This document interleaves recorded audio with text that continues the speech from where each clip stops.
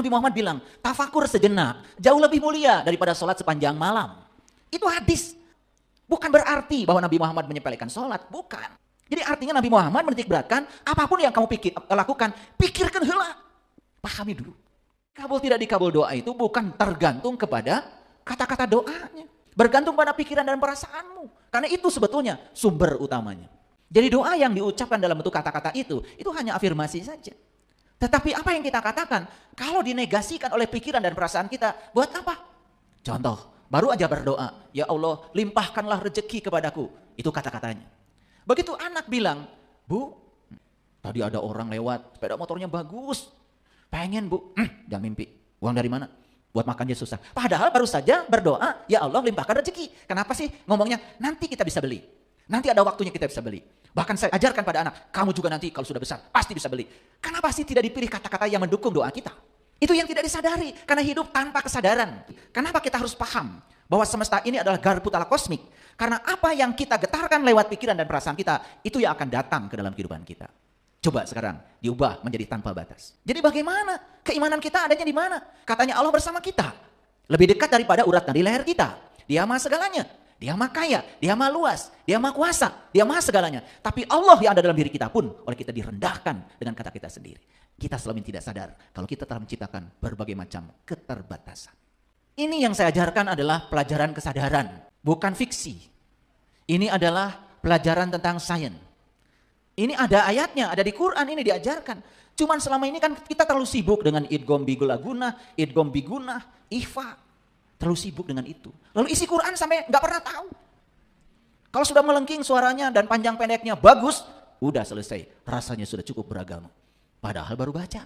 Pesannya belum nyampe. Hudannya belum nyampe sama kita. Sedangkan Al-Quran itu adalah hudan. Zalikal kitab la raiba fihi hudan lil muttaqin. Kalau cuma dibaca saja. Terus hudannya kapan? Pesannya tunjukkan ini gambar. Ini garpu tala yang satu, itu adalah sumber getarnya. Garpu tala yang kedua, ini garpu tala yang lain. Cuman frekuensinya sama. Ternyata gelombang dari garpu tala satu bisa ditangkap oleh garpu tala dua. Kenapa? Sama frekuensinya. Jadi kalau saya memancarkan gelombang lewat otak saya dan perasaan saya, dan yang dipancarkan yang negatif, garpu tala mana di semesta ini yang akan bergetar? Yang sama frekuensinya. Tetapi kita selama ini tidak jujur. Kita mengira yang datang dalam kehidupan kita itu seakan-akan didatangkan oleh Allah. Tidak, yang mendatangkan kamu sendiri. Allah itu hanya Rabb al-Alamin. Dia adalah kehadiran, dia adalah keberadaan. Allah hanya menunggu apa yang kamu pancarkan.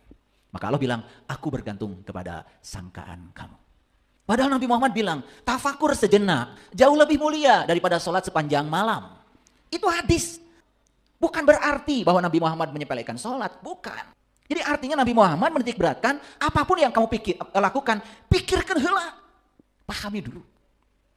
Nah, kita ini selama ini terlalu sibuk mengamalkan sesuatu yang sebetulnya kita sendiri tidak paham. Makanya di Quran disebut manusia yang semacam itu manusia yang rugi. Rugi itu banyak aktivitasnya, tetapi tidak berbuah. Paham sampai sini?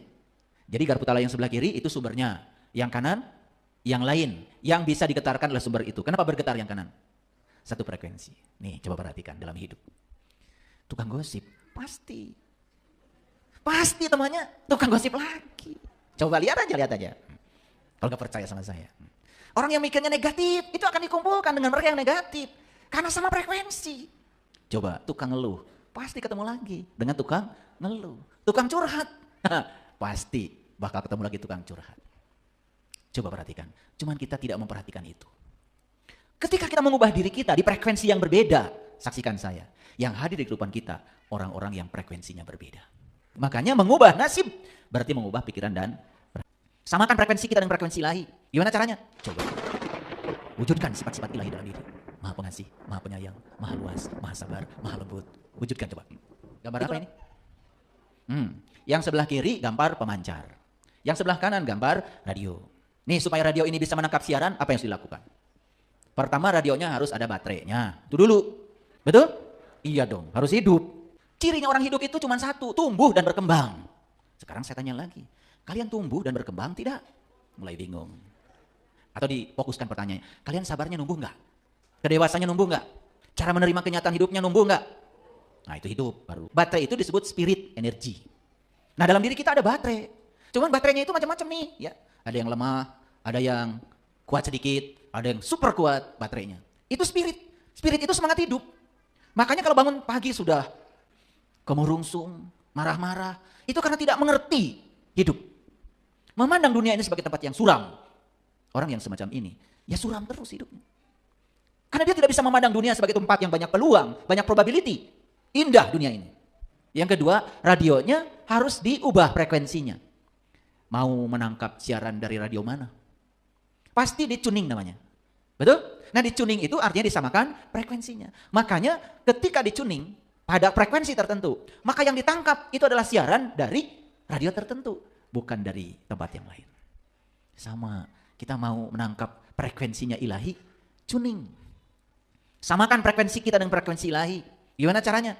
Coba wujudkan sifat-sifat ilahi dalam diri. Maha pengasih, maha penyayang, maha luas, maha sabar, maha lembut. Wujudkan coba. Itu namanya tuning. Jadi frekuensi kita disamakan dengan frekuensi ilahi. Makanya siaran dari Allah selalu terdengar di sini. Ketangkep tuh suaranya. Tapi siaran dari dia tidak berupa kata-kata. Mewujud menjadi pemahaman. Ujuk-ujuk paham aja. Disebutnya intuisi. Kenapa itu bisa kita tangkap? Ada resonansi kita dengan dia. Kan dia bersama kita. Lebih dekat daripada urat di leher kita. Jadi prinsipnya sama seperti prinsip Karputala tadi.